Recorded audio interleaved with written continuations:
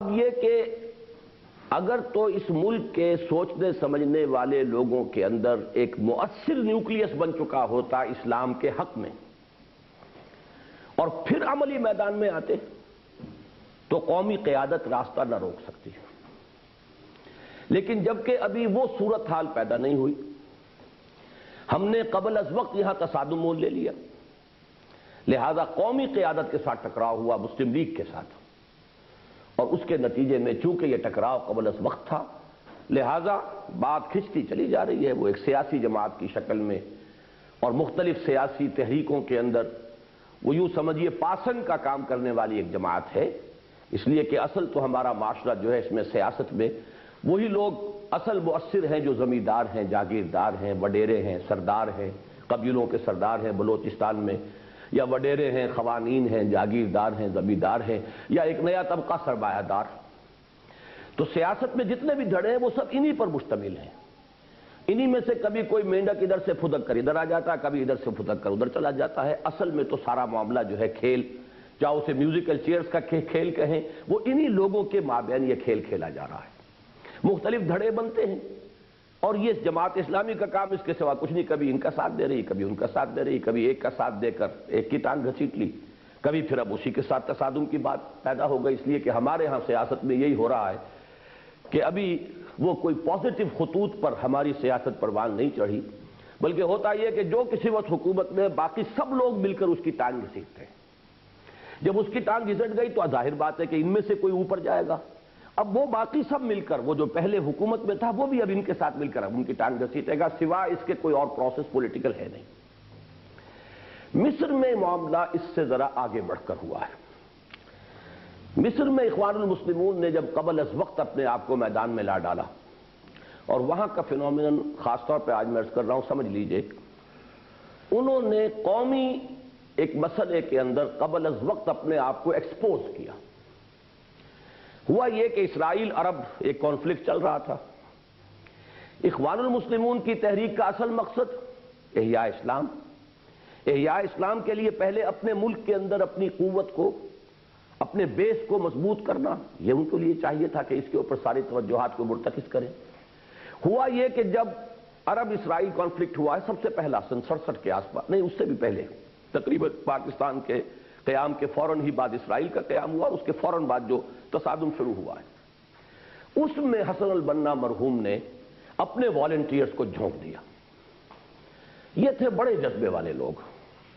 اور یہ فوراً پوری دنیا میں محسوس کیا گیا کہ یہ ایک بڑی طاقت ہے، یہ بڑے ڈیڈیکیٹڈ لوگ ہیں، یہ ان کے اندر بڑا جذبہ ہے،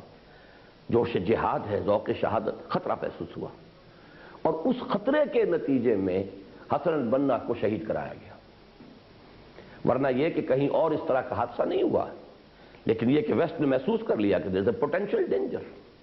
a potential threat. لہذا حسن البنا پری میچورلی میدان سے ہٹا دیے گئے. اب قیادت کوئی نہیں تھی ان کے پاس. اب جو قیادت آئی وہ کنٹرول نہیں کر سکی. جو جوش اور جذبہ حسن البنا شہید رحمہ اللہ نے پیدا کیا تھا اس کو کنٹرول کرنے کے لیے تو اب اسی صلاحیت کا کوئی آدمی درکار تھا، وہ اس صلاحیت کا آدمی آیا نہیں. حسن الحدیبی بڑے ٹھنڈے مزاج کے جج تھے، وہ تو ریٹائرڈ جج. اب ججوں کا جو مزاج ہوتا ہے اس کا آپ اندازہ کیجئے. تحریکوں کو چلانے کے لیے کسی اور طرح کی شخصیتیں چاہیے، اور ججمنٹ پاس کرنے کے لیے عدالت عالیہ میں جج کی حیثیت سے بیٹھنے کے لیے کچھ اور مزاج درکار ہے. وہ کنٹرول نہیں کر سکے. لہذا اب وہاں پر لوگوں نے، اب وہاں پر جو تصادم ہوا صدر ناصر سے ہوا. صدر ناصر تھے ترقی پسند آدمی، وہ بادشاہت کا تختہ الٹ کر آئے تھے، اور وہ در حقیقت جو بھی اس وقت ہمارے سوشل ایولیوشن کا ایک پروسیس چل رہا ہے، جو یورپ میں نے کل عرض کیا کہ کافی وقت لے کر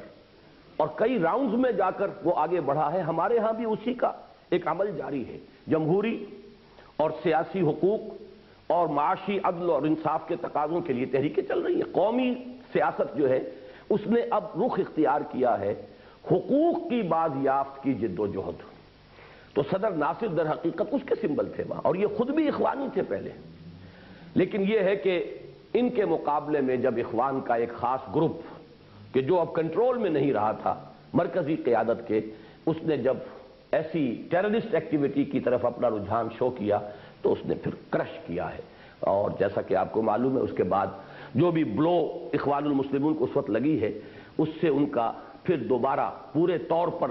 اپنی قوت کو ریگین کرنے کا معاملہ نہیں ہو پایا۔ جماعت اسلامی نے یہاں قبل از وقت عملی سیاست یعنی انتخابی سیاست میں داخل ہو کر، میرا تجزیہ آپ حضرات کے شاید علم میں ہو کہ میں اس بات کو لکھ چکا ہوں اسی سال جو جنوری فروری یا مارچ میں جو میثاق میں میرے مضامین آئے ہیں، کہ جماعت اسلامی کے بارے میں بہت ہی اختصار کے ساتھ اگر میں اپنا موقف بیان کروں تو وہ یہ ہے کہ قبل از تقسیم کی جماعت اسلامی میرے نزدیک ایک بہت ہی عمدہ، بہت مکمل تحریک اسلامی تھی، صحیح ترین نقشے پر تھی اس وقت جتنی بھی تحریکیں ہیں ان کے اعتبار سے، سوائے دو خامیوں کے۔ ایک خامی یہ کہ دین کا جو باطنی پہلو ہے، دی ایسوٹیرک ایلیمنٹ،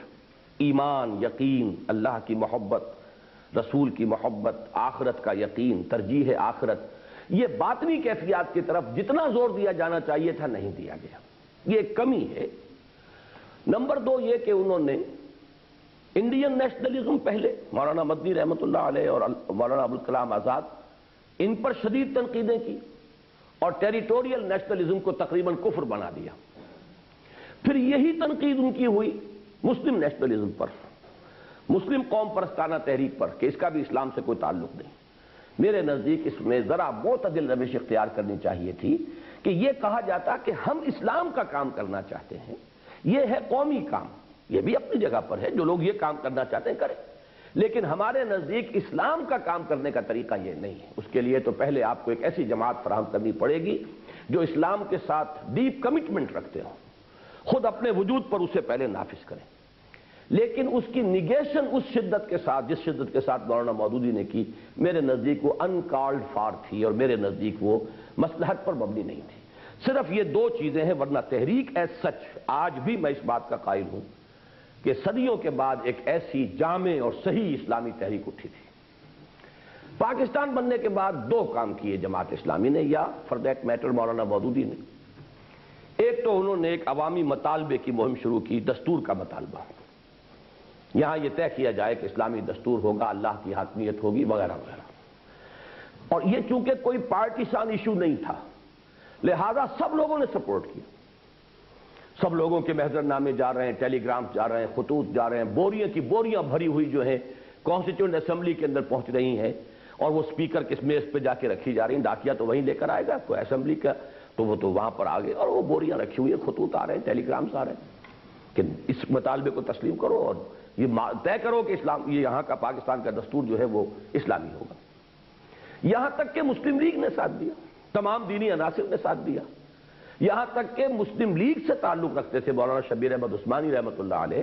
وہ چونکہ اس میں موجود تھے دستور ساز اسمبلی میں، انہوں نے آخر تھریٹ دی ہے یہ کہ اگر آپ لوگ یہ مطالبہ نہیں مانیں گے تو میں یہاں سے مستعفی ہو کر باہر چلا جاؤں گا، اور لوگوں سے کہوں گا کہ یہ سب وعدے جو کیے گئے تھے اسلام کے بارے میں تحریک پاکستان کے دوران، یہ سب لوگ جھوٹے ثابت ہوئے۔ لہذا وہ قرارداد مقاصد پاس ہو گئی۔ بہت بڑی بات ہے اس 20ویں صدی عیسوی میں کہ وسط میں وہ بات جو اللہ اس کی اکبر الہآبادی کا جو شعر ہے کہ رقیبوں نے رپٹ لکھوائی ہے جا جا کے تھانے میں کہ اکبر نام لیتا ہے خدا کا اس زمانے میں، تو واقعہ یہ ہے کہ کوئی معمولی بات نہیں تھی کہ ایک ملک کی دستور ساز اسمبلی، کوئی مولوی واز نہیں کہہ رہا ہے، اسمبلی طے کر رہی ہے کہ یہاں حاکمیت اللہ کی ہے، ہمارے پاس جو اختیار ہے وہ ڈیلیگیٹڈ ہے، ہمیں وہ اختیار اللہ اور اس کے رسول کے احکام کے اندر استعمال کرنا۔ ایک بہت بڑی فتح تھی، بہت بڑی اچیومنٹ تھی۔ یہ کام 100% درست تھا۔ دوسرا کام 100% غلط ہو گیا کہ الیکشن میں حصہ لیا 1951 کے۔ نتیجہ یہ ہوا کہ اب آپ ایک پارٹی بن گئے، دوسروں سے اب آپ کا مقابلہ ہو گیا۔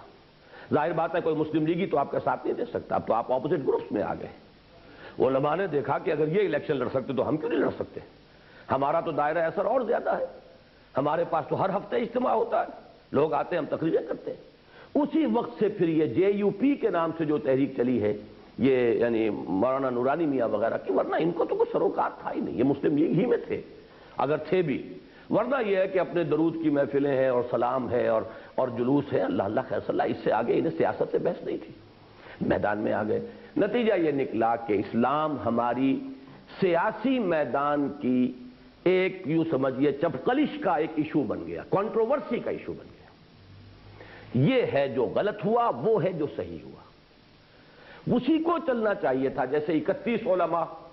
ان کے 22 نکات دستور کے آئے، لیکن اسے کیری نہیں کیا گیا، اس لیے کہ اب تو معاملہ جو ہے آپس میں بھی اختلاف کا اور مقابلے کا بن گیا تھا۔ اس کے بعد آگے چل کر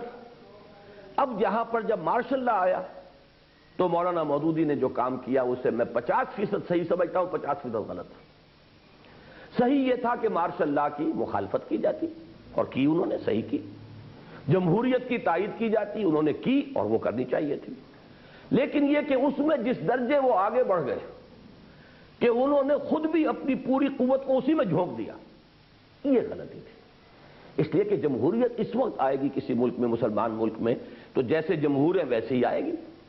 مارشل لا کے مقابلے میں جمہوریت پسندیدہ ہے، لیکن خود جمہوریت جو ہے اس وقت جو آئے گی تو جیسے بھی عوام کے اذہان ہیں، سوچ ہیں، ویلیوز ہیں، اقدار ہیں، وہ اسی کی ریفلیکشن ہوگی آپ کی اس قیادت کے اندر۔ لہذا پہلی مرتبہ جمہوریت آئی تو بھٹو صاحب آئے، دوسری مرتبہ جمہوریت آئی تو بھٹو صاحب کی صاحبزادی آ گئی، تو یہ تو در حقیقت انیویٹیبل نتیجہ ہے۔ تو میرے نزدیک اس میں 50% تعلق درست تھا کہ تائید مارشل لا کی نہیں، جمہوریت کی، لیکن خود اپنی قوتوں کو اسی پروسیس کے تحت جو میں نے عرض کیا، جو شروع ہوا تھا مطالبہ نظام اسلامی کی تحریک سے، اور پھر علماء کو جمع کر کے ایک جوائنٹ پلیٹ فارم مذہبی قوتوں کا کہ جو عوامی مطالبے کی شکل میں میدان میں آ سکے، اگر یہ کام ہوتا تو شاید آج کے حالات بہت مختلف ہوتے، واللہ اعلم۔ تو میرے نزدیک یہ جلد بازی یہاں بھی ہوئی، وہاں دوسری شکل میں ہوئی، کہ وہاں انہوں نے قومی ایشو تھا، اسلام کا مسئلہ نہ مصر میں تھا نہ آج کہیں ہے، اصل میں تو یہ سارے کے سارے نیشنل ایشوز تھے۔ اس نیشنل ایشوز میں حسن البنا شہید رحمت اللہ علیہ نے اپنے آپ کو پری میچورلی ایکسپوز کیا، اور جب معلوم ہوا دنیا کو کہ یہ اخوان کی طاقت جو ہے یہ ہمارے لیے ایک بہت بڑا خطرہ بن سکتی ہے، تو انہوں نے جیسا کہ آپ کو معلوم ہے شہید کرایا حسن البنا کو رحمہ اللہ، اور اس کے بعد جو ہے وہ پوری تحریک جو ہے انتشار کا شکار ہو گئی۔ یہ ہے وہ ظاہری یا خارجی سبب۔ لیکن دوسرا جملہ کیا ہے؟ لیکن در حقیقت ان کی ناکامی براہ راست نتیجہ ہے ان کے تصور دین کی خامی اور مطالعہ اسلام کے نقص کا۔ یہ وہ چیز ہے جو میں نے پہلے ہی عرض کی کہ ان تحریکوں میں پری پارٹیشن بھی جماعت اسلامی کا جو تصور دین اور اس کے اندر جو خاص طور پر جو ایمان کا حصہ ہے اور جو اس ایسوٹیرک ایلیمنٹ ہے، باطنی حصہ جو ہے ایمان کا، اس پر جتنا ایمفیسس ہونا چاہیے تھا نہیں ہوا۔ اب یوں سمجھئے کہ فرض کیجئے میں کوئی کام کرنا چاہتا ہوں، میں ناکام ہو جاتا ہوں۔ میری ناکامی کے کچھ اسباب خارجی بھی ہو سکتے ہیں، کچھ اسباب داخلی بھی ہو سکتے ہیں۔ میرے اندر شاید اتنی محنت کا مادہ نہیں تھا جتنی محنت درکار تھی، میرے اندر شاید اتنی مشقت کے لیے ہمت نہیں تھی جتنی مشقت اس کام کے لیے درکار تھی۔ عام طور پر آدمی کا معاملہ یہی ہوتا ہے انسان کا کہ وہ خارجی اسباب تلاش کر کے اور اپنے آپ کو مطمئن کر لیتا ہے، وہ اپنے اندر جھانکنے کے لیے تیار نہیں ہوتا کہ میری کوئی کمی، میری کمزوری، امتحان میں کوئی فیل ہو گیا، یہ ہو گیا تھا، وہ ہو گیا تھا، پرچہ ایسا آ گیا تھا، فلاں وقت میں بیمار ہو گیا تھا۔ جو خارجی اسباب ہیں ان کو تو آدمی جو ہے وہ آئیڈینٹیفائی کرے گا اپنے آپ کو مطمئن کرنے کے لیے، لیکن اپنے اندر جھانکنے کے لیے آدمی اکثر و بیشتر تیار نہیں ہوتا۔ میں اس وقت جو بات کر رہا ہوں وہ اس پہلو سے کہ ایک تو یہ خارجی سبب بنا کہ یہ ٹکراؤ ہوا ہے قومی قیادتوں سے یا ترقی پسند عناصر سے، یہ قبل از وقت ہو گیا، اب پری میچور ہو گیا، ابھی یہ تحریکیں اتنی تیار نہیں تھی، یہ خارجی ہے۔ داخلی یہ ہے کہ در حقیقت اسلام کی بنیاد ہے ایمان پر، اور ایمان اب پھر وہی تین الفاظ تین کے مقابلے میں ان کو ذہن میں لے آئیے۔ ایمان کا تعلق ہے ذات باری تعالیٰ پر یقین اور اس کی ذات و صفات کا یقین، آخرت کا یقین، زندہ یقین، برننگ فیتھ، اس درجے کے آدمی کا اصل مطلوب و مقصود آخرت بن جائے، دنیا میں اس کی کیفیت بس یہی ہو، جیسے حدیث میں آتا ہے کن فی الدنیا کانک غریب و عابر السبیل۔ اگر اس درجے دلی انقطاع نہیں ہوتا دنیا سے تو یہ کہ وہ کام جو کہ ایمان کی جڑ پر جو درخت اگنا چاہیے، پروان چڑھنا چاہیے، وہ نہیں چڑھے گا۔ اسی طریقے سے رسول سے صرف ایک زبانی کلامی تعلق، جب تک دلی محبت کا ایک رشتہ استوار نہیں ہوگا جس کو کہ حضور نے فرمایا کہ لا یؤمن احدکم حتی اکون احب الیہ من والدہ وولدہ والناس اجمعین، تم میں سے کوئی شخص مومن ہو ہی نہیں سکتا جب تک کہ میں اسے تمام انسانوں سے، یہاں تک کہ اس کے باپ سے، اس کی اولاد سے اور تمام انسانوں سے محبوب تر نہ ہو جاؤں، اس وقت تک وہ مومن نہیں۔ یہ جو باطنی کیفیات ہیں، ان کا انڈر ایمفیسس، جتنی اس کے اوپر ایمفیسس جتنا ہونا چاہیے تھا اتنا نہ ہونا، یہ در حقیقت اصل سبب ہے کہ یہ ہے کہ جس کی طرف اب ہمیں اس کی نشاندہی کرنی ہے ذرا تفصیل کے ساتھ۔ اسی لیے اب اگلی ہماری بحث ہے جس کا عنوان ہے تعبیر کی کوتاہی۔ کوتاہ کہتے ہیں کم رہ جانے کو۔ میں یہاں آپ سے عرض کر دوں کہ جماعت اسلامی ہند کے بھی ایک سابق، یہ ذرا صاف کیجئے، کوئی ایک صاحب یہ ڈیوٹی رکھیں اپنی۔ جماعت اسلامی ہند سے بھی ان کے ایک اہم شورا کے رکن تھے مولانا وحید الدین خان، وہ علیحدہ ہوئے تھے تقریباً اسی زمانے میں جس زمانے میں کہ ہم لوگ یہاں علیحدہ ہوئے ہیں، یہ وہی سن 57، 56، 57، 58 کی بات ہے۔ انہوں نے ایک کتاب لکھی ہے، اس کا نام ہے تعبیر کی غلطی۔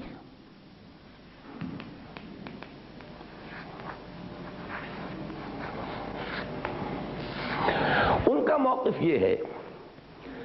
کہ جماعت اسلامی نے یا مولانا مودودی نے جو کانسیپٹ دیا ہے کہ دین کے غلبے کی جد و جہد فرض ہے، ان اقیم الدین کا مطلب ہے دین کو قائم کرو ایک نظام زندگی کی حیثیت سے، یا دین کا غلبہ لیظہرہ علی الدین کلہ، اور اس کے لیے جہاد اور جد و جہد اور جان و مال کھپانا یہ مسلمان کے ایمان کا تقاضا ہے لازمی، وہ یہ کہتے ہیں یہ غلط ہے۔ لہذا انہوں نے اپنی کتاب کا نام رکھا ہے تعبیر کی غلطی۔ مجھے ان سے بھی اختلاف ہے، اب اسی لیے میں نے جو یہاں پر عنوان قائم کیا وہ کوتاہی ہے۔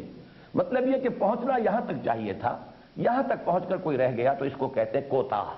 کوتاہ قد، یہ عام طور پر آپ نے لفظ سنا ہوگا، پست قد جو لوگ ہوتے ہیں کوتاہ قد، تو جو ایک ایوریج انسان کا قد ہونا چاہیے اس سے کم ہے تو کوتاہ۔ کوتاہی اسے کہتے ہیں کہ ایک ریکوائرڈ اور پسندیدہ معیار تک بات نہ پہنچے۔ ایک ہوتی ہے غلطی کہ بالکل ہی اس کے برعکس سمت میں کوئی بات جا رہی ہو۔ تو میرے نزدیک جو کانسیپٹ ہے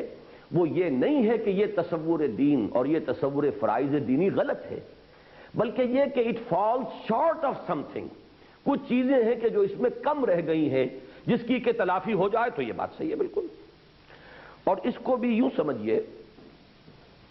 کہ دیکھیے ہر عمارت جو ہے وہ اوپر آپ یہ کئی منزلوں کی عمارت کا تصور کر لیں، لیکن نیچے اس کے ایک بنیاد ہوتی ہے۔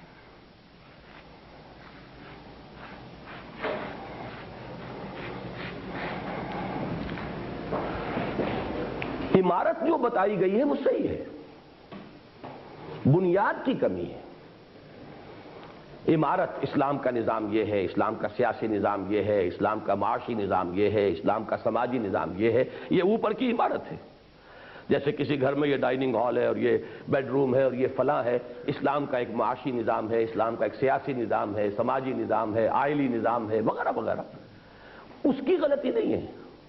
غلطی در حقیقت اس کی جو بنیاد ہے اس کی اہمیت کا ذہنوں میں ہونا، اس پر اتنا ہی ایمفیسائز کرنا جو ضروری ہے اس عمارت کے استحکام کے لیے، در حقیقت کمی وہاں ہے۔ تو یہ ہے اصل میں، اگر اس کو آپ نے بنیادی بات کو سمجھ لیا جو میرا موقف ہے تو اب پڑھیے، بہت آسان ہو جائے گا۔ ذرا دقت نظر سے جائزہ لیا جائے تو معلوم ہوتا ہے کہ ان تحریکوں کا مطالعہ اسلام اسی مغربی نقطہ نظر پر مبنی ہے جس میں روح پر مادے اور حیات اخروی پر حیات دنیاوی کو فوقیت حاصل ہے۔ چنانچہ اسلام کے ان ماوراء طبیعیاتی اعتقادات کا جن کے مجموعے کا نام ایمان ہے، اقرار تو ان کے یہاں موجود ہے، لیکن انہیں کچھ زیادہ درخور اعتناء اور لائق التفات نہیں سمجھا گیا، اور نگاہیں کلیتاً اس ہدایت و رہنمائی پر مرکوز رہیں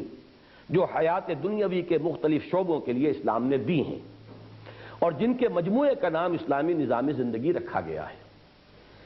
اللہ تعالیٰ کی ہستی کا آپ دیکھیے، وہی جو تین چیزیں تھیں ان میں سے ایک ایک کا ہم جائزہ لیتے ہیں۔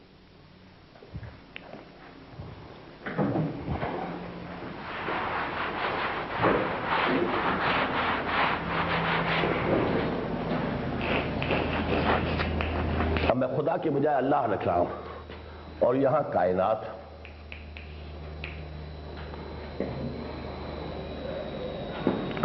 روح میں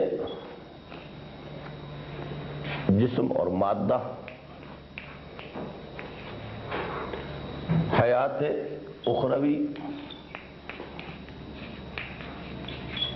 حیات دنیاوی، اور جدید تہذیب کو ہم نے ڈیفائن کیا ہے کہ اس میں ان چیزوں پر ایمفیسس زیادہ ہے، اگرچہ وہاں بعض جو فلسفے ہیں ان میں ان چیزوں کا انکار ہے، اور سائنٹیفک ایٹیٹیوڈ یہ ہے کہ ان کی کوئی اہمیت نہیں۔ اب دیکھیے، اللہ تعالیٰ کی ہستی کا اقرار تو موجود ہے، لیکن ایمان باللہ کی وہ کیفیت کہ آفاق و انفس میں تنہا وہی فاعل مطلق، مؤثر حقیقی اور مسبب الاسباب نظر آنے لگے، بالکل مفقود ہے۔ یہ کیفیت ہے انسان کی نفسیاتی کیفیت۔ جب واقعتاً اللہ پر ایمان ہو جاتا ہے قائم، تو وہ محسوس کرتا ہے کہ ہر آن اللہ کی مرضی، کوئی پتا بھی جو ہے اس کی اذن کے بغیر نہیں ہلتا۔ مؤثر حقیقی وہ ہے، اگرچہ تاثیر ہے، پانی کی یہ تاثیر ہے، آگ کی یہ تاثیر ہے، یہ جلا دیتی ہے، لیکن یہ ہے کہ آگ کی یہ تاثیر مؤثر نہیں ہو سکتی جب تک کہ اللہ کا اذن نہ ہو۔ یہ تبھی جلائے گی اگر اللہ چاہے گا، اللہ نہیں چاہے گا تو آگ نہیں جلائے گی۔ کسی شے کی اپنی کوئی ذاتی پراپرٹی بروئے کار نہیں آ سکتی جب تک کہ اذن رب نہ ہو، اس لیے کہ مؤثر حقیقی وہی ہے، فاعل حقیقی وہی ہے۔ میں نے ارادہ کیا کہ اپنا ہاتھ اٹھاؤں، میں یہ ہاتھ نہیں اٹھا سکتا تھا اگر اذن رب نہ ہوتا۔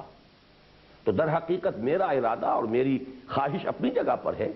اور میری کوشش اپنی جگہ پر ہے، لیکن کسی بھی کام کا پایہ تکمیل تک پہنچنا بغیر مشیت اذن ممکن نہیں ہے۔ اسباب سب ہیں، لیکن مسبب الاسباب وہ ہے، ان تمام کازز کو ایکٹیویٹ کرنے والا وہ ہے مسبب۔ تمام اسباب کا سرا جو ہے اس کے ہاتھ میں ہے۔ جب تک یہ انسان کا حال نہ بن جائے تو در حقیقت ایمان باللہ صرف ایک زبانی اقرار ہے۔ وہ جو اقبال نے کہا ہے، خرد کا لفظ استعمال کیا ہے، میں یہاں زبان کا لفظ استعمال کر رہا ہوں۔ زبان نے کہہ بھی دیا لا الہ تو کیا حاصل، دل و نگاہ مسلمان نہیں تو کچھ بھی نہیں۔ یہ صرف ایک اقرار باللسان ہے، جب تک کہ وہ تصدیق بالقلب والی کیفیت نہیں آئے گی، اور قلب کے اندر اگر وہ کیفیت پیدا ہو جائے گی تو پھر انسان کی یہ کیفیت ایمان باللہ کی اس کا لا محالہ اور منطقی نتیجہ ہے۔ اسی طرح آخرت پر آئیے، آخرت کا اقرار تو کیا جاتا ہے، لیکن اس پر ایسا ایمان کہ کن فی الدنیا کا انک غریب و عابر السبیل ان کی کیفیت پیدا ہو جائے، قطعاً ناپید ہے۔ یہ ہے حضور کی حدیث کہ دنیا میں ایسے رہو جیسے کہ تم اجنبی ہو یا راہ چلنے والے مسافر۔ ایک کیفیت تو یہ کہ میں یہ محسوس کروں کہ یہ میری جگہ ہے، یہاں مجھے پھلنا ہے، پھولنا ہے، پھیلنا ہے، جائیداد بنانی ہے، یہ کرنا ہے، لمبی پلاننگ ہے اپنے لیے، اپنی آئندہ نسل کے لیے۔ ایک یہ راہ گزر ہے، راہ گزر سے جتنی دلچسپی ہوتی ہے۔ ایک تو یہ بڑے پیارے الفاظ ہیں اس حدیث کے، غریب، غریب کہتے ہیں اجنبی، غریب الوطن، جیسے کوئی جان پہچان والا یہاں کوئی نہیں، میرا گھر اور ہے، میرا وطن اور ہے، میں وہاں سے آیا ہوں، وہیں جا رہا ہوں۔ انا للہ و انا الیہ راجعون، یہ راہ گزر ہے، راستہ ہے۔ یا عابر و سبیل، راستہ چلنے والا، راستہ عبور کرنے والا۔ اور ایک اور پیاری حدیث ہے حضور کی، مالی ولی دنیا، مجھے تمہاری اس دنیا سے کیا سروکار، انما مثلی کراکب استظل تحت شجرۃ ثم راح فترکھا، میری مثال تو اس مسافر کی ہے جو تھوڑی دیر کے لیے کسی درخت کے نیچے سستانے کے لیے ٹھہرتا ہے، پھر وہ اپنا راستہ لیتا ہے۔ اس درخت سے اسے کوئی دلچسپی نہیں ہے، وہ اس کا گھر نہیں ہے، اس کی دل لگانے کی جگہ نہیں ہے۔ جب تک یہ کیفیت پیدا نہ ہو، اگر حال یہ ہو کہ ہمیں بھی فکر اپنے ڈرائنگ روم سے جانے کی پڑی ہوئی ہو، وہی ویلیوز، ہمارا وقت، ہماری صلاحیتیں، توانائیاں لگ رہی ہوں انہی کاموں کے اندر جن میں کہ دوسروں کی لگ رہی ہیں، لیکن یہ کہ کئی کورسز کے ڈنر کھانے کے بعد ہم بیٹھ کر پھر جو اس کے بعد جو چیٹنگ ہوتی ہے، گفتگو ہوتی ہے، اس میں درد کا اظہار کریں، اسلام کا یہ حال ہے اور قوم کا یہ حال ہے اور فلاں کا یہ ہو رہا ہے، فلاں نے یہ کر دیا ہے، کسی کو گالیاں، کسی کے لیے اظہار ہمدردی، اور یہ سمجھ لینا کہ ہم اسلام کا کام کر رہے ہیں۔ در حقیقت یہ اپنے آپ کو فریب اور دھوکہ دینے کے مترادف۔ اگر آپ کی اپنی کیفیت یہ نہیں ہے اس دنیا کے ساتھ آپ کے تعلق اور لگاؤ کا معاملہ وہ نہ ہو گیا ہو۔ اس لیے کہ اسلام کو غالب کر دینا ایک ہے عام مسلمان کی سی زندگی گزارنا، نماز روزہ ہے، اپنا دھندا، اپنا کاروبار، اپنا بزنس، اپنا پروفیشن، یہ اور بات ہے۔ ایک ہے وہ کام کہ اسلام کو غالب کرنا ہے، یہ تو عظیم ترین کاموں میں سے ہے۔ اس کے لیے وہ ایمان اقرار باللسان والا جو ہے وہ کام نہیں دے سکتا۔ اس کے لیے جو انرجی درکار ہے، اس کے لیے جو کمٹمنٹ درکار ہے، اس کے لیے انسان سے جو قربانیوں کا وقت آئے گا، ایثار کا وقت آئے گا، وہ جب تک اس کیفیت کا ایمان نہ ہو، ظاہر بات ہے کہ وہ اس کا جس کی کہ مثال ہمارے سامنے صحابہ کرام کا معاملہ ہے، اس کا کوئی نہ کوئی عکس جب تک پیدا نہیں ہوگا تو ظاہر بات ہے کہ ہم کوشش کریں گے، اسلام آنا چاہیے، بہت اچھی بات ہے، اسلامی نظام ہو، کیا کہنے ہیں، ہمارا نظام ہے، بہتر نظام ہے، لیکن یہ کہ وہ عبداللہ شاکر کی ایک نظم تھی، یہ پنجابی زبان کے شاعر تھے جماعت اسلامی کے، غالباً اب بھی بقید حیاتی ہیں، تو یہ الیکشن جو 1951 کا ہوا اس میں انہوں نے مزاحیہ نظم لکھی تھی دولتانہ کو اپنے سامنے رکھتے ہوئے کہ وزارت پنجابے والی لینی ضرور ہے، نظراں تھی نیڑے نیڑے قدماں تھی دور ہے، نظروں سے تو بہت نزدیک نظر آ رہا، قدموں سے بہت دور ہے۔ اسی طرح اسلامی نظام نظروں سے دور قریب نظر آئے گا، قدموں سے دور رہے گا، اس لیے کہ اس کو فی الواقع ان قدموں کا وہاں تک پہنچنا اس کے بغیر ممکن نہیں ہے جب تک کہ ایمان کی یہ کیفیات کسی نہ کسی درجے میں انسان کے باطن میں پیدا نہ ہو گئی۔ تیسری چیز روح کے حوالے سے سمجھیے کہ روح اور روح الامین ہے جو وہی لائے محمد الرسول اللہ صلی اللہ علیہ وسلم کے پاس، تو روح کا ایک تعلق نبوت و رسالت سے بھی ہے۔ کل بھی میں بتا چکا ہوں کہ بیچارے سر سید احمد خان کو یہی مصیبت پڑ گئی تھی کہ فرشتے کا انکار ہوا تو اب وحی کی توجیہ کیا ہو، اور کل میں بتانا بھول گیا کہ در حقیقت ڈاکٹر فضل الرحمان صاحب جو ایک زمانے میں ہمارے ہاں ادارہ تحقیقات اسلامیہ کے ڈائریکٹر تھے صدر ایوب صاحب کے زمانے میں، انہوں نے وہ کتاب لکھی تھی جو سن 68 میں چھپی ہے ان کی، اسلام انگریزی میں، اس میں انہوں نے وحی کے بارے میں سر سید احمد خان ہی کے نظریات پیش کیے تھے کہ یہ بھی کہا جا سکتا ہے کہ قرآن اللہ کا کلام ہے، اور یہ بھی کہا جا سکتا ہے کہ یہ محمد کا اپنا کلام ہے صلی اللہ علیہ وسلم، اور وہی وغیرہ فرشتے کے ذریعے سے نہیں آئی ہے، یہ تو رسول نبی کے قلب کے اندر سے ہی اس کا چشمہ پھوٹتا ہے فوارے کے مانند، جس پر ایجیٹیشن ہوا تھا شدید، پھر انہیں یہاں سے جانا پڑا،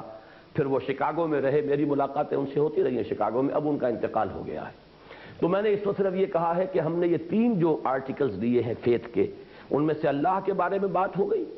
کہ وہ حقیقی ایمان جس شے کا نام ہے وہ تو اس وقت یوں سمجھے کہ حاصل ہوا ہے جبکہ یہ کیفیت حال انسان کا یہ بن جائے کہ اسے یہ محسوس ہو کہ ہر آن ہر لحظہ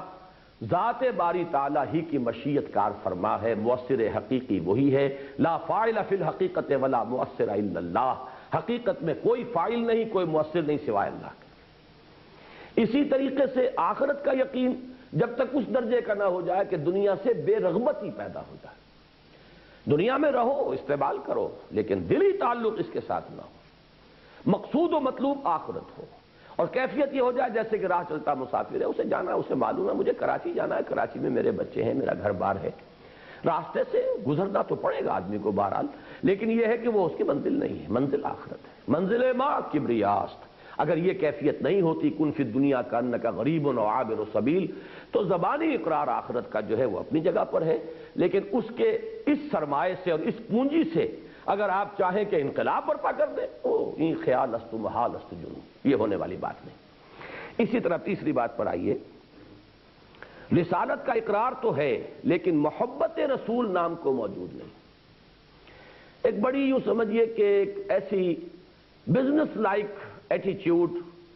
جیسا کہ کوئی تعلق ہوتا ہے، اس درجے کا تعلق کہ ہاں رسول ہیں، اللہ کے نمائندے ہیں، ان کا حکم ماننا ہے،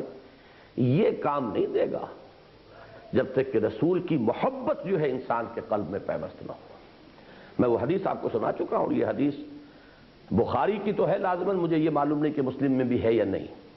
لا یؤمن احدکم حتی اکون احب الیہ من والدہ وولدہ والناس اجمعین، حقیقی ایمان کا تو یہ تقاضا ہے۔ اب اس میں یہ کہ اتباع سنت اس کے ضمن میں دیکھ لیجئے، لیکن محبت رسول نام کو موجود نہیں، اور مقام رسالت کا تصور زیادہ ترقی پسند لوگوں کے نزدیک تو ڈاک کے ہرکارے اور صرف اپنی زندگی میں ملت کے مرکز یعنی رہبر و مطاع سے زیادہ نہیں ہے، اور جو سنت کے مقام سے زیادہ آگاہ ہیں انہوں نے بھی سنت عادت اور سنت رسالت کی تقسیم سے ایسا چور دروازہ پیدا کر لیا ہے جس سے کم از کم اپنی نجی زندگیوں کی حد تک زمانے کا ساتھ دینے کی آزادی برقرار رہے۔ گویا ایمان کا صرف وہ اقرار پایا جاتا ہے جو قانونی اسلام کی بنیاد ہے، اور یہ کیفیت کہ ایمان انسان کا حال بن جائے، نہ صرف یہ کہ موجود نہیں ہے بلکہ اس کی کسی ضرورت و اہمیت کا احساس بھی سرے سے انقا ہے۔ یہ جو رسالت کے بارے میں دو باتیں میں نے کہی ہیں، تو زیادہ ترقی پسند لوگوں سے مراد کون ہے؟ یہ منکرین حدیث اور منکرین سنت، غلام احمد پرویز ان پہ ٹاپ پر، یہ در حقیقت یہ ایک ہی کنبہ ہے۔ ڈاکٹر فضل الرحمان بھی اسی کنبے کے آدمی تھے، لیکن یہ ہے کہ جو اس کے سب سے بڑے سپوکس مین تھے وہ غلام احمد پرویز۔ ان کے نزدیک تو رسول کا کام صرف قرآن پہنچا دینا تھا۔ اللہ اللہ خیر سنا،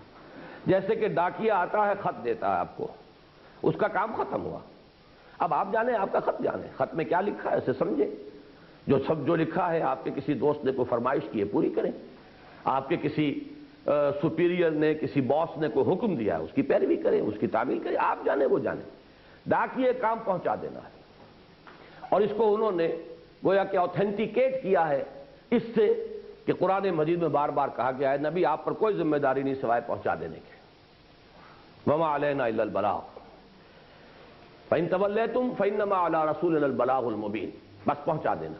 تو یہ تو در حقیقت بہت ہی محدود اور بہت ہی معیار سے گرا ہوا تصور ہے رسول کا۔ رسول تو در حقیقت آتے ہیں،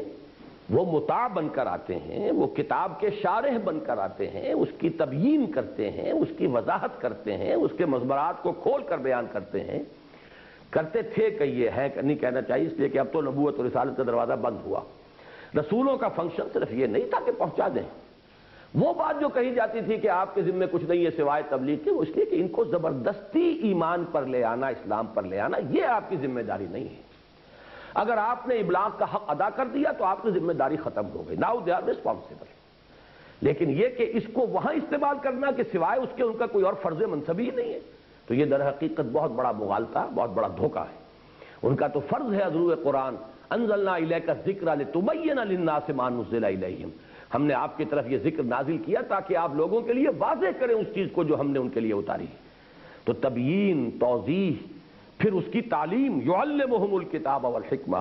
پھر اس کے لیے قولاً اور عملاً اس کی ایک مثال پیش کرنا، یہ ساری چیزیں لقد کان لکم فی رسول اللہ اسوۃ حسنہ۔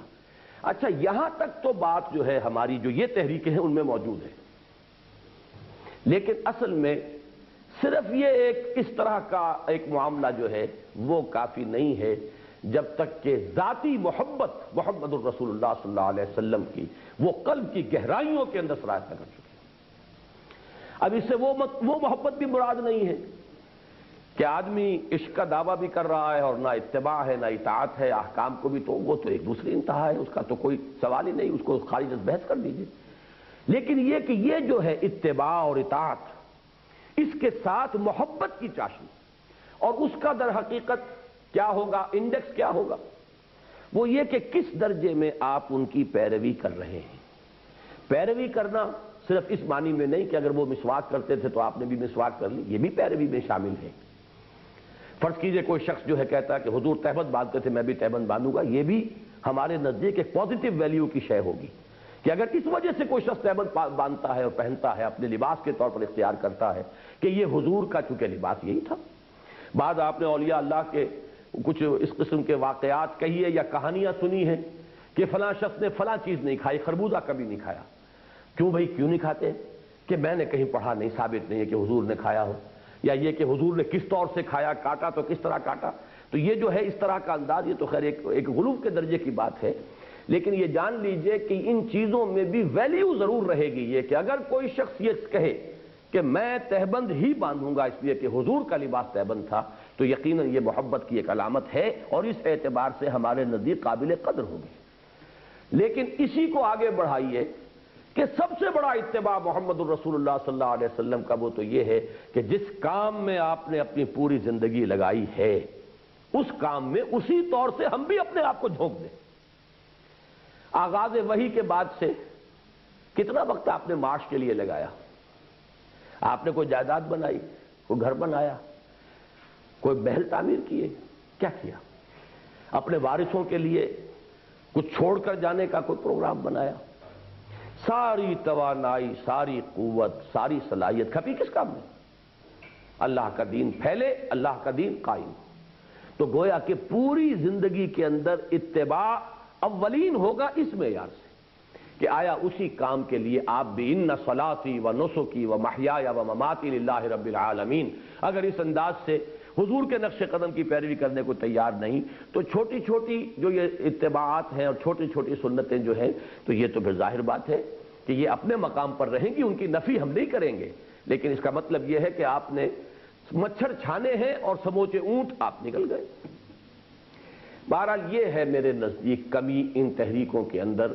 وہ انر جذبہ جتنا ہونا چاہیے استقامت کے لیے، جو اندر ایمان کی قوت چاہیے، در حقیقت وہاں کمی تھی. عجلت بھی انسان اسی وقت کرتا ہے، کوئی فوری سی خارجی ٹیمپٹیشن نظر آتی ہے اور آدمی ادھر لپک جاتا ہے، کمزوری کہیں اپنے اندر ہوتی ہے. لہذا یہ دونوں فیکٹر سامنے رکھیے. جماعت اسلامی کے بارے میں پہلا جو سبب تھا اس پر میری پوری کتاب موجود ہے، تحریک جماعت اسلامی ایک تحقیقی مطالعہ. عجلت کی وجہ سے جو قدم اٹھایا گیا پاکستان میں، اس نے اس تحریک کی نوعیت بدل دی. یہ وہ انقلابی اصولی اسلامی جماعت کی بجائے اب اسلام پسند قومی سیاسی جماعت بن گئی. لیکن یہ کہ اصل جو کمی ہے، ایسا کیوں ہوا، یہ حادثہ ہوا کیوں؟ اس لیے کہ جڑ بنیاد میں کہیں کوئی کمزوری تھی، اور وہ کمزوری یہ ہے جس کو میں نے یہاں معین کیا. اور اس میں صرف شفٹ آف ایمفیسس کا معاملہ ہے، یہ نہیں کہ خدا نہ خواستہ انہوں نے اللہ کا انکار کیا ہو یا آخرت کا انکار کیا ہو معاذ اللہ، لیکن یہ کہ ایمان کے جیسا کہ آپ کو معلوم ہے دو ایلیمنٹس ہیں، اقرار باللسان اور تصدیق بالقلب.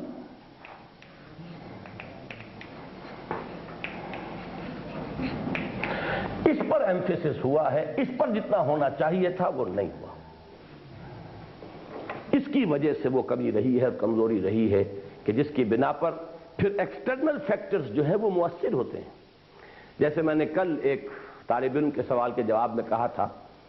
آدمی کی اپنی انر ریزسٹنس کمزور پڑ گئی ہو تو تمام بیکٹیریا حملہ آور ہو جائیں گے. بیکٹیریا ہمارے منہ میں ہیں، موجود ہوتے ہیں، ہر وقت ہوتے ہیں، لیکن جب ذرا اندر ریزسٹنس کم ہوگی وہ ہمارے حلق پر، ہمارے اور انفیکشن جو ہے پھیپھڑے کے تک، برونکائٹس ہو جائے گا، اس لیے کہ اصل میں ہماری اپنی ریزسٹنس کمزور پڑ گئی، ورنہ بیکٹیریا کی کیا مجال ہے جو ہم پر اثر انداز ہو سکے. تو یہ دونوں چیزیں ہیں کہ ایک ریزسٹنس اپنی کمزور ہوئی ہے، خارج سے بیکٹیریا کا حملہ ہوا ہے. تو یقیناً اس کے اندر جو انر ایلیمنٹ ہے، داخلی پہلو، وہ یہ ہے کہ ایمان کو جس درجے میں ایمفیسائز کیا جانا چاہیے تھا،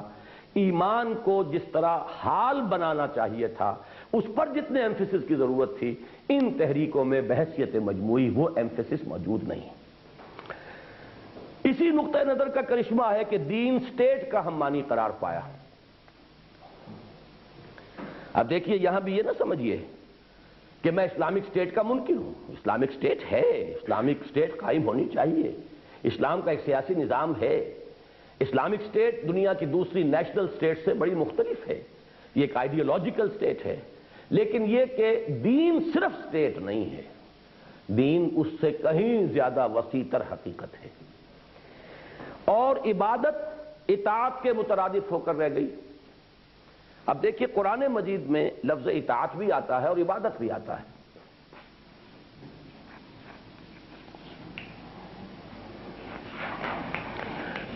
یہ دونوں لفظ ہم مانی نہیں ہیں، لیکن اگر ایمفیسائز ہم کر دیں گے کہ عبادت کے معنی ہے اطاعت، اگرچہ اطاعت اس میں شامل ہے، نفی اس کی نہیں کی جا سکتی، لیکن اس میں بات کہی جائے گی کہ اطاعت جمع محبت، یہ دونوں چیزیں مل کر عبادت بنتی ہیں.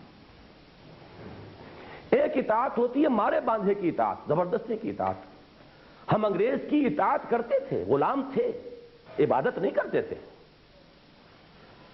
تو عبادت اور اطاعت میں زمین و آسمان کا فرق ہے. جب کسی ہستی کی تعظیم، جب کسی ہستی کے لیے احترام، جب کسی ہستی کے لیے محبت گہری پیدا ہو جائے اور پھر ہمتن انسان اپنے آپ کو اس کے آگے ڈال دے، وہ ہے عبادت۔ تو اطاعت یقیناً ایک اہم ایلیمنٹ ہے عبادت کا۔ اچھا یہ کیوں ہوا ہے؟ یہ جو شفٹ آف ایمفیسس ہے اس کا بھی ایک سبب ہے کہ ہمارے ہاں بدقسمتی سے عبادت کا یہ تصور ہو گیا تھا کہ نمازیں بھی پڑھ رہے ہیں، سود خوری بھی کر رہے ہیں، نمازیں بھی پڑھ رہے ہیں اور انگریزی قانون کے تحت مقدمہ بھی لڑ رہے ہیں جا کر۔ اطاعت تو نہ ہوئی، اللہ کا حکم ہے یہ کام نہ کرو، وہ کر رہے ہیں لیکن نماز بھی پڑھ رہے ہیں۔ تو چونکہ ایک کانسیپٹ ہمارے ہاں غلط پیدا ہو گیا تھا، تو یقیناً یہ بات صحیح کہی گئی کہ وہ عبادت نہیں جس میں اطاعت نہ ہو، صحیح ہے، لیکن جب اطاعت ہی کو اوور ایمفیسائز کر دیا گیا تو محبت والا ایلیمنٹ اس کے اندر سے کم ہو گیا، اور یہاں پر پھر ایک روکھی سوکھی پھیکی قسم کی ایک ریچولزم کی شکل بن کر رہ گئی، جب تک کہ اس میں وہ محبت کی چاشنی نہ ہو۔ یہی وجہ ہے کہ امام ابن تیمیہ اور حافظ ابن قیم، یہ شاگرد اور استاد، ان دونوں نے جو ڈیفائن کیا ہے عبادت کو، العبادت تجمع اصلین، عبادت دو بنیادوں کو جمع کرتی ہے، غایت الحب مع غایت الذل والخضوع، حد درجے کی محبت اللہ کی اور حد درجے میں اس کے سامنے اپنے آپ کو بچھا دینا۔ اطاعت سر تسلیم خم، جو حکم ہو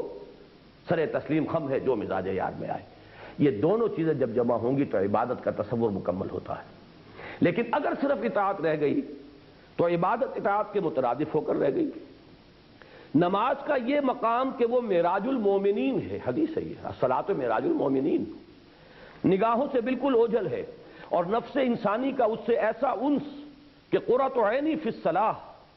حضور نے تو فرمایا کہ میری تو آنکھوں کی ٹھنڈک نماز میں ہے، راحت مجھے ملتی ہے نماز میں۔ ارحنی یا بلال، جب کہیں حضور کو کوئی کوفت ہوتی تھی کسی مسئلے پر یا کوئی فکر دامنگیر ہوتی تھی، فوراً آپ نماز کا رخ اختیار کرتے تھے، اس لیے کہ لذت اس میں ہے، آنکھوں کی ٹھنڈک اس میں ہے، راحت اس میں ہے۔ اب اگر یہ نہیں ہے اور صرف آپ نے وہ ایک فرض جو ہے اس کو ادا کرنے کی عادت بھی اپنے اندر ڈال لی ہے، تو اس سے پھر وہ کیفیت پیدا نہیں ہوگی جو دین میں مطلوب ہے۔ اس کے برعکس زیادہ ترقی پسند لوگوں کے نزدیک تو صلاۃ معاشرے کے ہم معنی قرار پائی، یہ پھر وہی ہے منکرین حدیث، وہ تو صلاۃ کے معنی نماز دیتے ہی نہیں، وہ تو کہتے ہیں صلاۃ کا مطلب ہے معاشرہ، اقیم الصلاۃ، معاشرہ قائم کرو، بہت بڑی گمراہی میں مبتلا ہے۔ دوسروں کے نزدیک بھی اس کی اصل اہمیت اس حیثیت سے ہے کہ وہ مسلمان معاشرے کی اصلاح اور تنظیم کا ایک جامع پروگرام ہے۔ مسلمانوں کی تنظیم، ہر نماز میں جو ہے محلے کے لوگ جمع ہو رہے ہیں، پھر ایک بڑی بستی یا پورا اگر کوئی چھوٹا سا ہی قصبہ ہے تو اس کے سب لوگ جو ہے جمعے کے دن جمع ہو رہے ہیں، پھر یہ کہ سال میں ایک دفعہ عیدین میں جمع ہو رہے ہیں، تمام بڑا شہر بھی ہے تو اس کے بھی لوگ جمع ہو گئے ہیں، اور پھر یہ کہ سال میں ایک دفعہ جو ہے حج کے موقع پر پورے عالم اسلام کے لوگ جمع ہو رہے ہیں۔ اس میں یقیناً یہ ایلیمنٹ موجود ہے، جو نماز فرض ہے اس میں یقیناً معاشرے کی تنظیم کا پروگرام بھی شامل ہے، لیکن یہ ہے کہ اگر اس کو ایمفیسائز کر دیں گے صرف، تو نتیجہ یہ نکلے گا کہ یہ صرف ایک معاشرتی ایک کی مصلحت کی شے بن کر رہ جائے گی، جو اس کی اصل حقیقت باطنی ہے قرۃ عینی فی الصلاۃ اور معراج المومنین ہونے کا مقام، وہ نگاہوں سے اوجھل ہو جائے گا۔ زکوٰۃ کا یہ پہلو کہ یہ روح کی بالیدگی اور تزکیے کا ذریعہ ہے، اس قدر معروف نہیں جتنی اس کی یہ حیثیت کہ یہ اسلامی نظام معیشت کا اہم ستون ہے۔ یہاں پھر میں وہی بات کہوں گا کہ یقیناً اسلامی نظام معیشت کا ایک اہم ستون زکوٰۃ ہے، لیکن زکوٰۃ کا لفظ اسی سے بنا جس سے تزکیہ ہے، یہ تو اندر کے گند دھونے کا ذریعہ ہے، اس لیے کہ انسان کا اندر کا گند جو ہے وہ کیا ہے؟ دنیا کی محبت، اور دنیا کی محبت جو ہے اس کا سمبل کیا ہے؟ مال کی محبت، یہ تو اس کو اندر سے دھونے کا ذریعہ ہے۔ یہ بھی اس کا اسپیکٹ ہے، یہ بھی اسپیکٹ ہے کہ فقراء اور محتاج اور مساکین کی ضرورت پوری ہوتی ہے، معاشرے میں ہیوز اور ہیو ناٹس کا بہت زیادہ فرق نہ رہ جائے، ایک فری اکانومی ہے تو کچھ لوگ آگے نکل جائیں گے، کچھ پیچھے رہ جائیں گے، تو کوئی نہ کوئی فیڈ بیک کا نظام ہونا چاہیے، جس کو آج کل دنیا میں سوشل انشورنس کہتے ہیں، سوشل سیکیورٹی کہتے ہیں، ان امپلائمنٹ الاؤنس کہتے ہیں یا ویلفیئر کہتے ہیں امریکہ میں، یہ مختلف نظام ہے۔ تو یقیناً زکوٰۃ اس ضرورت کو بھی پورا کر رہی ہے، لیکن یہ کہ اس کی اصل اہمیت، اس کی اصل روح جو ہے وہ در حقیقت تزکیہ باطن کا ایک ذریعہ ہے۔ روزے کے بارے میں یہ تو خوب بیان کیا